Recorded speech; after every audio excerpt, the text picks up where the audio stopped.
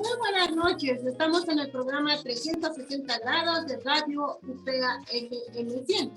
Agradecemos a la Universidad de la Ciudad del Alto por darnos este espacio para hablar sobre arquitectura. En esta ocasión vamos a hablar de un tema especial, pero tenemos a nuestro invitado, al doctor arquitecto Rafael Martínez. Estamos acá desde México hablando y nos va a dar unas ideas, pautas de realizar una metodología de investigación. ¿Cómo está, arquitecto?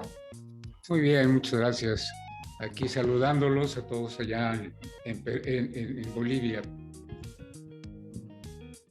Desde aquí de México, un saludo a todo el Alto y a todo Bolivia. Y principalmente a mi anfitriona, ¿sí? Cori Fernández. Muchas gracias, arquitecto. Se le agradece mucho porque usted nos da ideas, pautas de cómo hacer una investigación, cómo tenemos que actualizarnos con respecto a temas de arquitectura. Arquitecto, hoy vamos a hablar de metodologías de la investigación. Adelante, arquitecto, con la conversación. Así es. Mira, voy a empezar hablando sobre 4 facultades básicas que han caracterizado al ser humano y le han permitido aprender y modificar el medio en el que se encuentra inmerso, creando y asimilando la función histórica que ha tenido dentro del desarrollo cultural de las sociedades. Estas 4 facultades le han permitido ir ascendiendo en varias estaciones a través de toda la historia de la humanidad. ¿Sí? Primero, su capacidad para pensar y razonar con fluidez y facilidad. Esto le va a permitir generar ideas o representaciones conceptuales que le permiten especular sobre que el ser humano se explique todos los fenómenos que se suscitan alrededor suyo. Recordemos que en la prehistoria el ser humano no entendía por qué pasaban las cosas y entonces daba unas explicaciones mágicas. De allí surgieron la gran cantidad de religiones. Primeramente los mitos, luego la estructuración de estos mitos que dieron origen a muchas religiones, ¿sí? Pero pasando el tiempo se permitió el reflexionar y empezó a encontrar los conocimientos adecuados que explicaran la razón de todos los fenómenos, tanto físicos como sociales, ¿sí? Entonces, esta primera etapa le va a permitir establecer estructuras de conocimiento e ideologías que sustentan su materia de estudio, ¿sí? En segundo lugar, vamos a tener su capacidad de observación o curiosidad innata. Como ya platicábamos la vez pasada, esto va a permitir que él inicie un proceso de investigación. Todos los animales tienen esta capacidad de curiosidad, pero el ser humano es el único que ha permitido que estos conocimientos trasciendan la mera curiosidad y empiecen a entender, ¿sí? O a crear conocimientos e investigar su entorno natural. A través de él ha creado marcos de referencia científico-filosóficos que explican y manipulan los fenómenos causales y sus consecuencias. Esto nos ha generado una ciencia, ¿sí? En tercer lugar, tenemos la capacidad creativa y la imaginación que le permiten al ser humano transformar su entorno natural, diseñando, innovando, elaborando y produciendo objetos útiles surgidos de sus propias ideas para auxiliar su desempeño cotidiano, generando ambientes de bienestar y seguridad que le han permitido evolucionar su hábitat y estimular su desarrollo tecnológico. Aquí podemos decir que hemos generado el diseño, ¿sí? Y el diseño arquitectónico. ¿Por qué? Porque hemos creado objetos que no existían, ¿sí? O hemos adaptado algunos que existían para beneficio del ser humano. El arquitecto es precisamente un ejemplo de ello. Por último, podemos hablar sobre una capacidad que es básicamente emocional. Esta le permite extasiarse ante estímulos de percepciones sensoriales naturales o artificiales y crea marcos de simbolización y significación estético-cultural. Por eso el ser humano puede crear, ¿sí?, obras de arte, puede crear belleza, puede estimular una serie de factores que permiten extasiarse ante la presencia de estos efectos. Estas facultades le permiten exponerse al fracaso, a la crítica, jugar con el azar y a funcionar en situaciones poco estructuradas, además de defender sus propias ideas, que son la base de su interacción de vida con el mundo.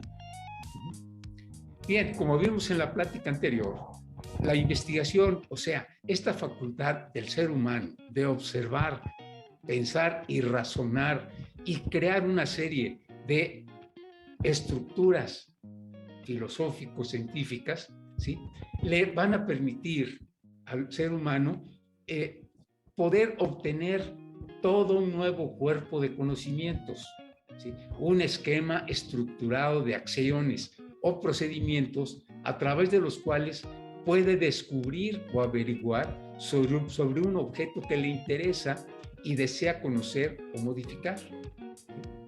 Bien, durante mucho tiempo, cada investigador siguió caminos particulares en la investigación.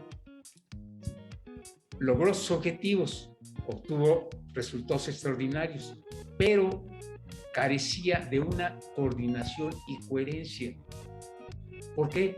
Porque en consecuencia estas investigaciones no tenían una relación con otras personas que estaban investigando lo mismo, ¿sí? Entonces se llevaron a cabo importantes esfuerzos para unificar los procesos de conocimiento e investigación científica, buscando optimizar los recursos al plantear un camino para lograr la continuidad en esta disciplina y en todas las disciplinas donde se investiga, cuyo resultado fue la definición de un proceso general de las ciencias llamado método científico.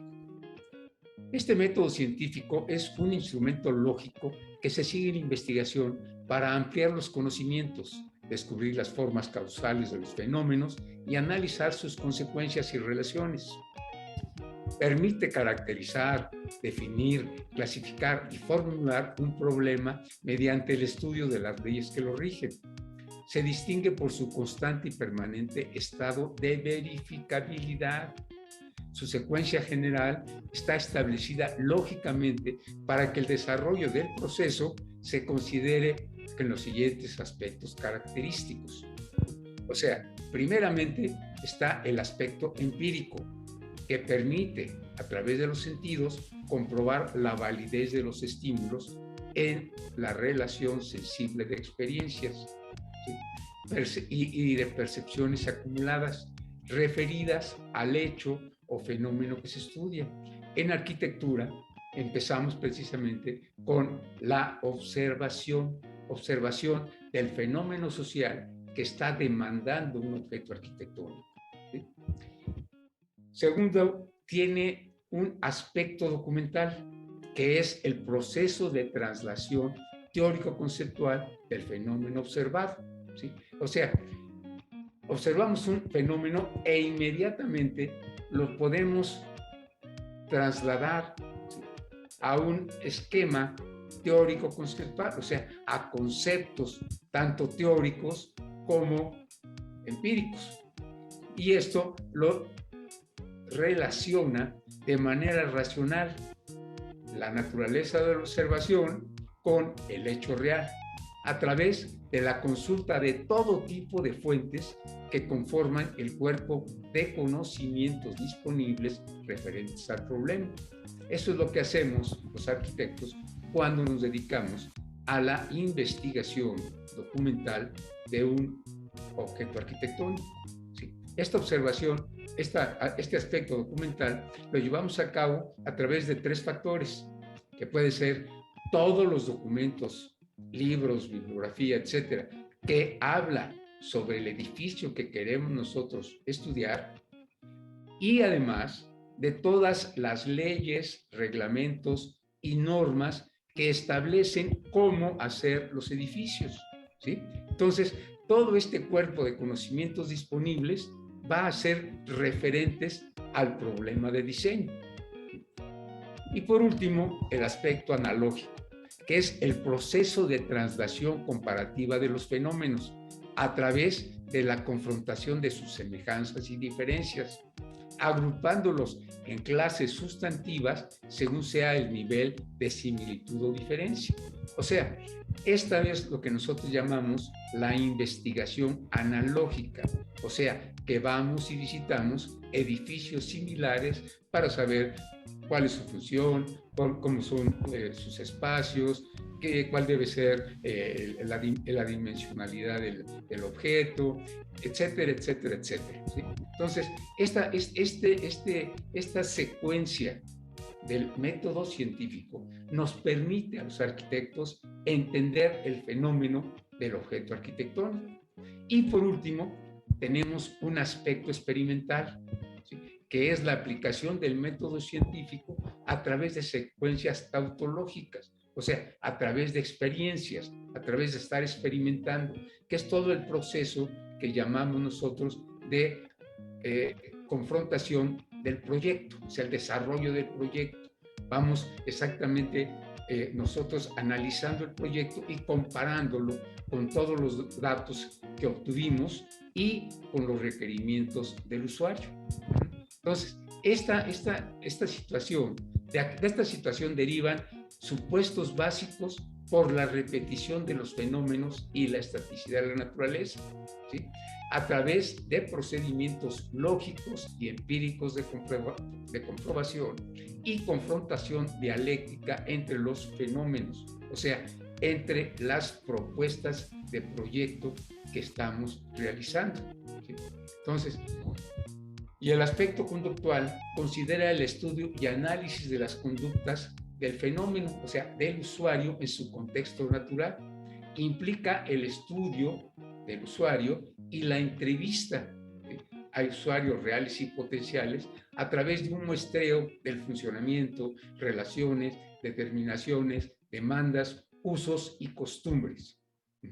Entonces, el proceso de investigación va a establecer la aplicación de una serie de criterios metodológicos y reglas generales, ¿sí?, las cuales se adecuan a los requerimientos del objeto de estudio. Se parte de la observación minuciosa de un objeto arquitectónico y depende de la acción, habilidad y predisposición del arquitecto para poner atención sobre los pormenores que se suscitan en el contexto, en el fenómeno o acontecimiento social, estableciendo la aplicación de las siguientes actividades.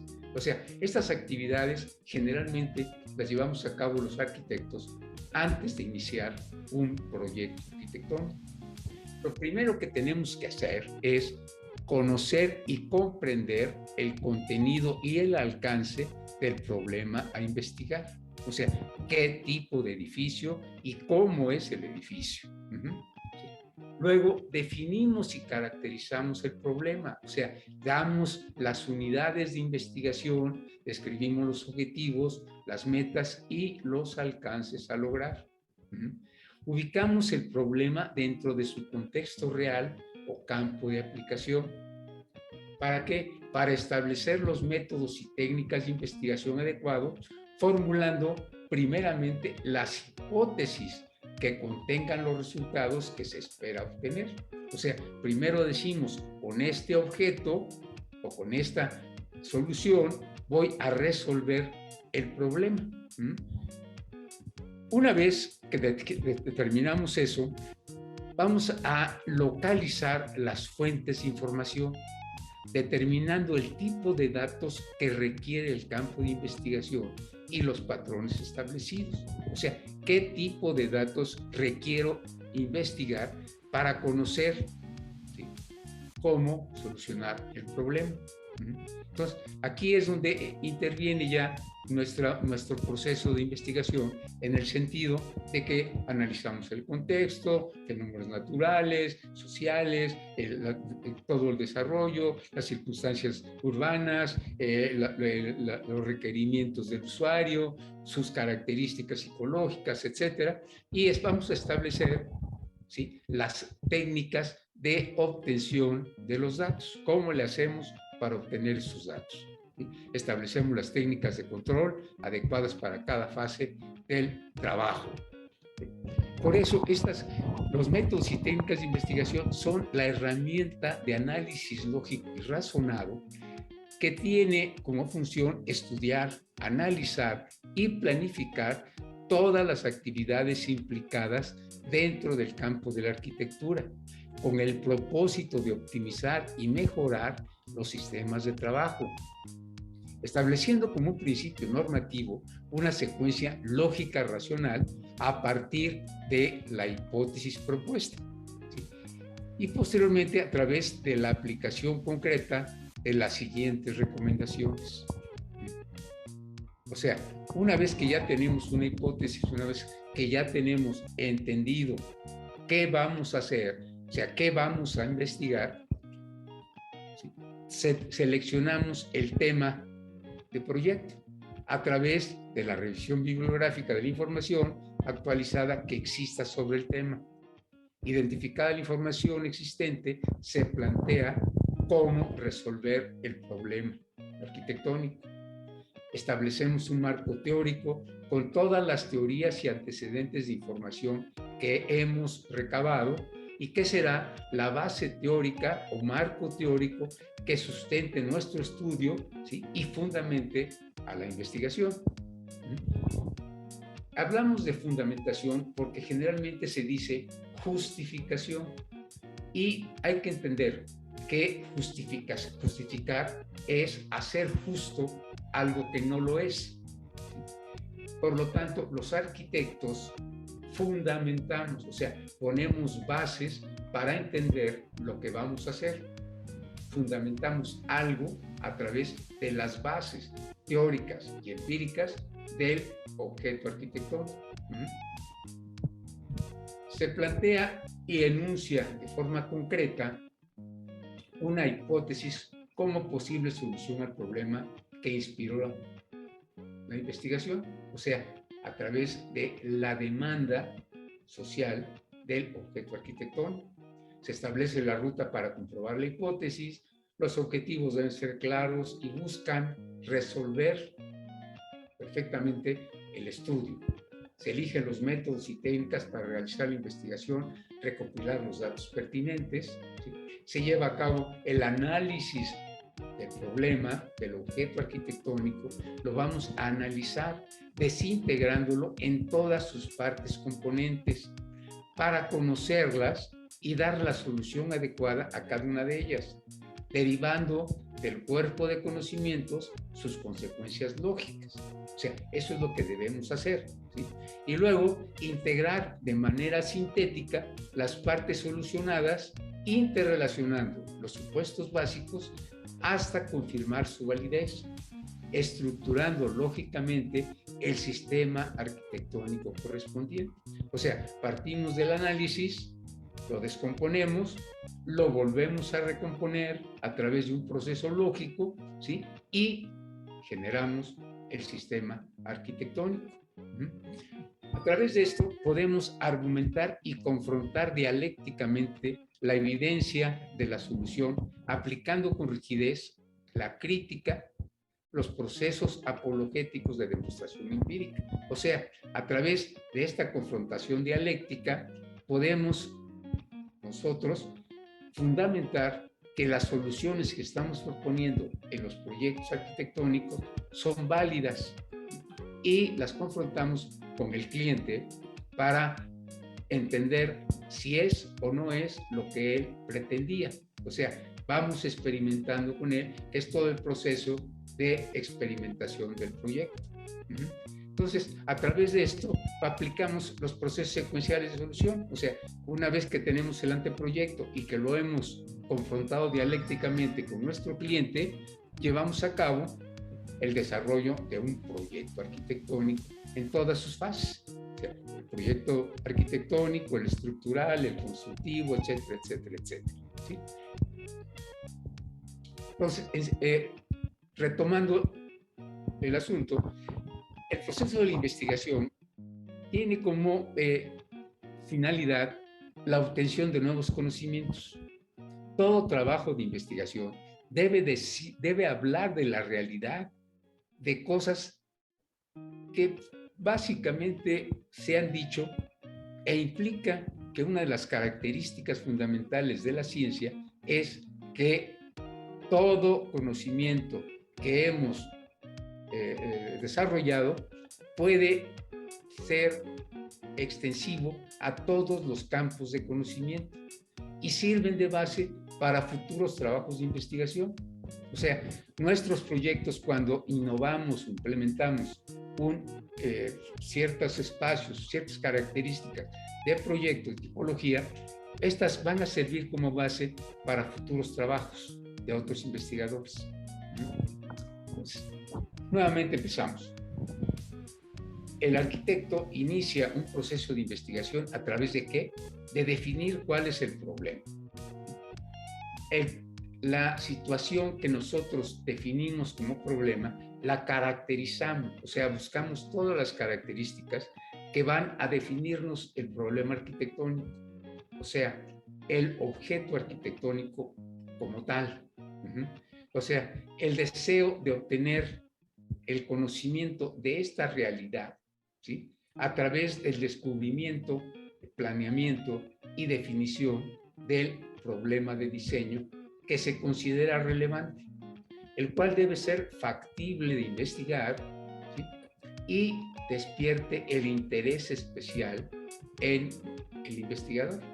Es conveniente contar con conocimientos previos del área que se desea conocer, además de tener la posibilidad de acceso a los medios y fuentes de información. Una vez que tenemos esto, el diseño de la investigación viene en segundo lugar. Se determina un plan de trabajo, o sea, el diseño de la investigación, que es el conjunto de actividades donde se identifican las variables, los indicadores, sus relaciones lógicas, el índice de contenidos hipotéticos, su operatividad y comprobación, definiendo la posibilidad de generalizar sus resultados en todos los casos y establecer la posibilidad de la continuidad de la investigación. Esto lo podemos hacer cuando no nada más investigamos en el diseño arquitectónico, sino a través de la investigación, por ejemplo, de nuevas estructuras, por ejemplo, de nuevos sistemas constructivos, de la aplicación de nuevos materiales, ¿sí? De la aplicación de tecnologías amigables con el ambiente. Entonces, todos estos factores se van a ir aunando al resultado que nosotros pensamos y queremos obtener. Entonces, esta situación me va a permitir en este momento entender claramente cuál es el problema y cuáles son sus características. Y a partir de ella voy a generar una técnica para recolectar todos los datos que necesito. Los datos como, por ejemplo, los datos contextuales. Voy a hacer una investigación contextual, o sea, voy a ir al lugar, voy a entender el lugar, voy a ver todos los fenómenos físicos, la temperatura, el asoleamiento, los vientos, la humedad relativa, etcétera, para conocer, ¿sí? Y entender cómo esos fenómenos van a afectar a mi objeto arquitectónico y prever soluciones para estas afectaciones. Voy a tratar de entender empíricamente, o sea, a través de la experiencia, ¿sí? Cuáles son los fenómenos sociales que rodean el entorno de mi problema, ¿sí? De mi edificio que voy a realizar. Voy a entender cuál es la gente que habita alrededor de ella, ¿sí? Voy a entender cuáles son sus usos y costumbres. Voy a entender cuál es su ideología. Voy a entender cuáles son sus demandas sociales de espacios arquitectónicos. En el caso que nuestro proyecto fuera un espacio público, por ejemplo, un espacio deportivo, un espacio de actividades culturales. Entonces, esa intención es la que me lleva a estudiar o a investigar en la sociedad, en el grupo social, ¿sí? Entender cuáles son las características urbanas que me van a crear una serie de restricciones, prohibiciones y aplicaciones en mi edificio, ¿sí? ¿Cuáles son los reglamentos urbanos? ¿Cuáles son las características de la calle? ¿Cuáles son las restricciones que el reglamento de construcciones me crea? O sea, todos esos factores urbanos me van a afectar directamente a mi edificio, ¿sí? Además, hay servicios, hay infraestructura, hay equipamiento. O sea, todos esos factores que el arquitecto debe entender del entorno, que son prácticamente urbanos y van a afectar mi edificio, ¿sí? Tengo que estudiarlos y tengo que entenderlos. Entonces, esta técnica de recolección de datos se hace con el fin de identificar una vez al problema y crear un marco teórico conceptual a partir de este cuerpo de conocimientos adquiridos. Ya con esto puedo tener un marco teórico que me permita decir, por aquí tengo que solucionar la problemática. Esta investigación la puedo hacer de una manera directa, o sea, a través de ir a los lugares, o a través de una investigación indirecta, o sea, analizando escritos, documentos.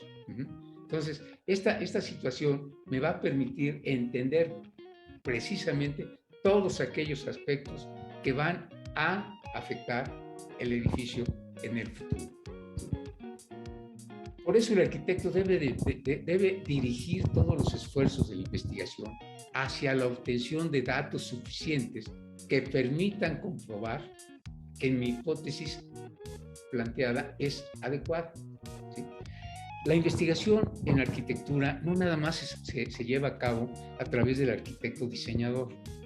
Podemos hacer investigación que va a afectar el futuro de nuevos edificios.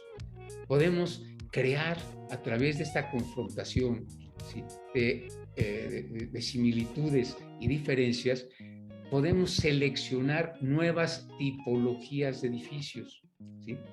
Podemos además hacer investigación histórica, saber de cuándo son cada tipo de edificios, cuáles eran las condiciones de su entorno que crearon ese tipo o estilo de edificios, ¿sí? Cuáles eran las relaciones políticas, económicas. Hacemos una investigación y podemos entender cómo se construía en la antigüedad, e inclusive podemos llegar hasta a determinar los costos que tuvo esos edificios en ese momento y en relación a sus condiciones económicas.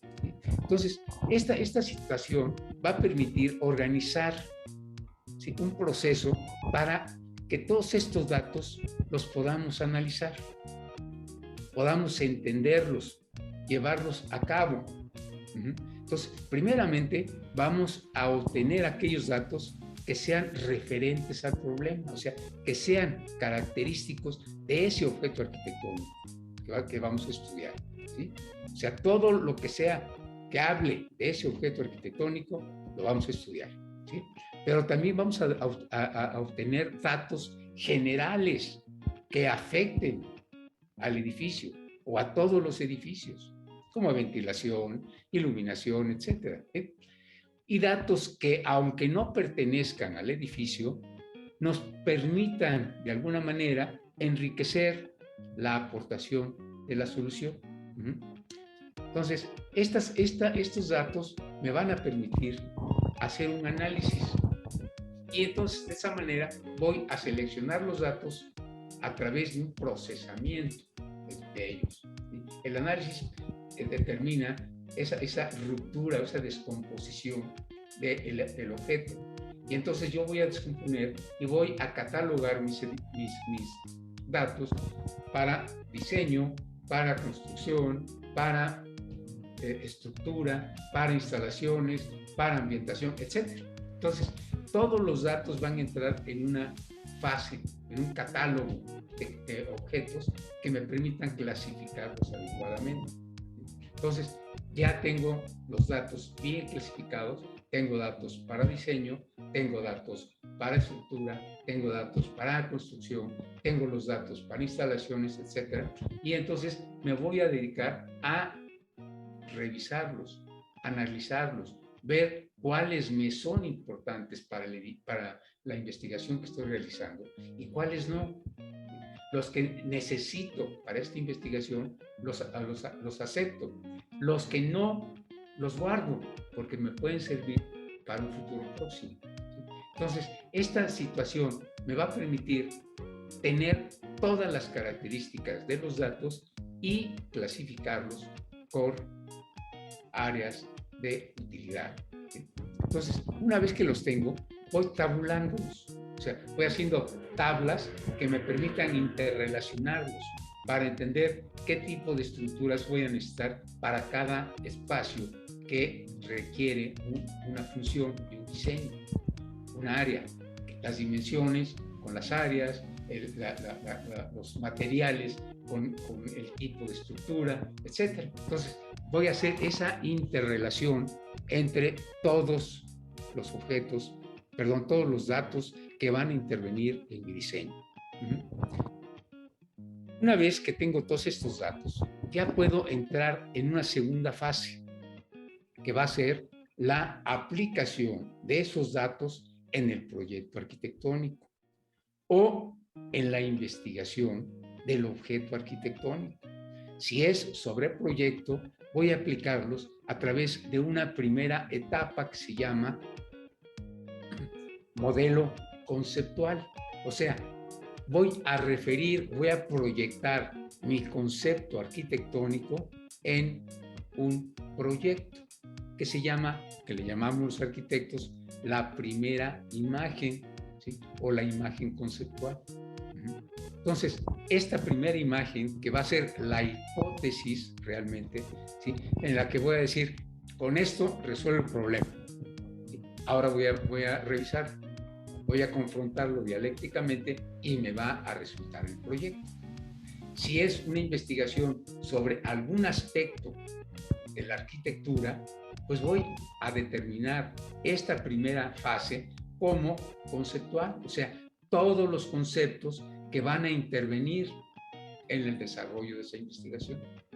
Si es estructura, si es tecnología, si es sociabilidad, si es funcionamiento, si es emotividad, etc. Entonces, todos estos datos van a ser pertinentes para lo que yo quiero lograr con esta investigación. Entonces, esto lo voy a referir a un marco teórico que me va a permitir entender que si mis conceptos son los adecuados, y los voy a confrontar con las teorías, leyes o argumentos que se han dado sobre el respecto. Entonces, voy a apoyarme en teorías de la arquitectura para sustentar mi propuesta, cosa que generalmente los arquitectos no hacemos y que es muy importante definir. ¿Por qué? Porque con ello nosotros podemos argumentar, podemos fundamentar nuestro resultado sin necesidad de estar justificando, o sea, volviendo justos aquellos aspectos que no son justos, ¿sí? Y trascendiendo el gusto, ¿sí? O la familiaridad o costumbre que tenemos los arquitectos de hacer algo. Por ejemplo, cuando en el aula el alumno muestra su primera imagen, muchos arquitectos o muchos asesores le dicen, no me gusta. Entonces, vamos a acabar con, con esta fase, ¿sí? Con esta fase meramente intuitiva, y vamos a establecer elementos de base que permitan argumentar el por qué sí funciona o el por qué no funciona, pero con argumentos, ¿sí? Con conceptos válidos, no meramente con me gusta, con la moda, con elementos que no intervienen realmente en la investigación del diseño. ¿Sí? Entonces, este marco teórico conceptual va a representar la base de sustentación del proceso de investigación. Es aquí donde se exponen y analizan todas las teorías y enfoques teóricos válidos, las ideas, conceptos y experiencias que va a utilizar el investigador, presentando de manera coherente y lógica estos enfoques con el fin de establecer un correcto encuadre del objeto y el problema que investiga. Su importancia radica en que dirige los esfuerzos de la investigación hacia la obtención, organización, análisis e interpretación, ¿sí?, del problema, con los datos suficientes, con datos y argumentos suficientes para comprobar la operatividad de los métodos propuestos y la validez de nuestras hipótesis. Entonces, esto va a permitir la implementación teórica del problema de arquitectura, definir los antecedentes del problema, seleccionar las teorías relacionadas con el tema, revisar las teorías adecuadas que permitan sustentar el problema, teorías básicas, su solidez, claridad y coherencia lógica, y proponer los aspectos teóricos que ofrezcan respuestas tentativas al problema que vamos nosotros a exponer. Después llevamos a cabo todo el análisis de la información, ¿sí?, a través de ¿qué? Del análisis y la síntesis, ¿sí?, y elaboramos los lineamientos generales del marco teórico. Una vez establecido el marco teórico, ¿sí?, conocida la estructura y naturaleza del problema y la verificación de los supuestos fundamentales, se definen las variables dependientes e independientes, así como los factores de variabilidad del problema, estableciendo procesos sintéticos de reintegración formal, ¿sí?, que permitan entender en su conjunto el contenido del problema. O sea, hacemos la síntesis espacial que nos va a permitir desarrollar el proyecto arquitectónico. Está en concordancia entre la primera imagen, ¿sí?, planteada, y la solución más confiable extraída de la documentación, de la demanda y de los requerimientos del usuario.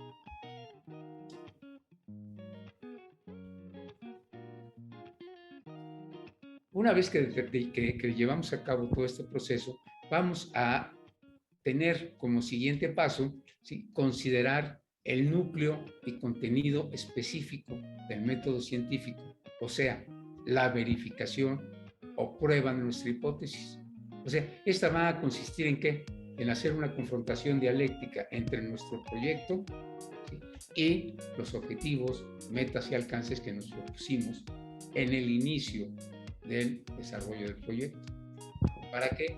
Para poder confrontarlos y saber si realmente resuelven los problemas, los espacios planteados, o, en el caso de otros temas de arquitectura, las condiciones planteadas en nuestro concepto de investigación. ¿Sí? Entonces, todos estos factores los llevamos a cabo a través de ¿qué? Del proceso de la investigación científica.